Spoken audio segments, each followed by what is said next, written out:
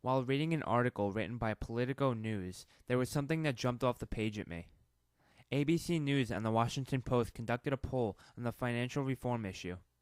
According to their data, roughly 65% of Americans agreed to reform the financial industry with stricter regulations, while 31% oppose it. Shortly before reading those polls, I was researching various articles regarding the failure of Democrats' efforts to push the bill recently proposed to the Senate. A 60-point vote would have been needed, but the bill resulted in a 57-41 vote, agreeing to move forward instead. The Republican Party successfully filibustered the bill.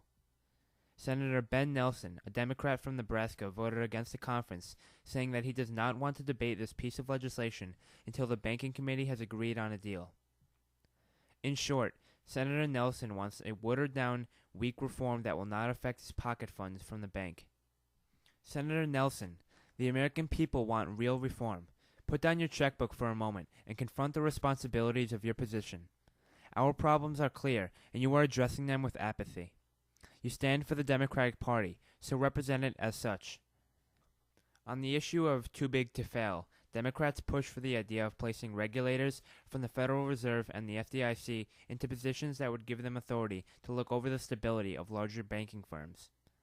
The corporatists respond with the same vague answer, that it will, quote-unquote, create a new implicit guarantee for future business intervention. In other words, they don't want the government to intervene on any future connections they may have with the banks as lobbyists after they leave the Senate. Studies show that roughly 60% of senators end up becoming lobbyists after they leave the Senate, more than half of which end up lobbying in, specifically, the financial industry. Like most issues, it's expected that the Democrats give in to the Republicans. However, surprisingly, Barack Obama has put his fist down on this issue. He claims that he will not settle for a weak financial reform. Democrats should use this unusual support from the president as well as the poll numbers to push through the bullies on Capitol Hill. The American people want strong reform. The president supports it. My message to the GOP? Step aside before you get knocked down, because we're coming with full force. My opinion is clear, but your voices remain unheard. Please, I urge you to contact your state congressman and tell them what you think. Write them an email or give them a phone call. Their contact information can usually be found on their website easily. It'll only take a few minutes of your time.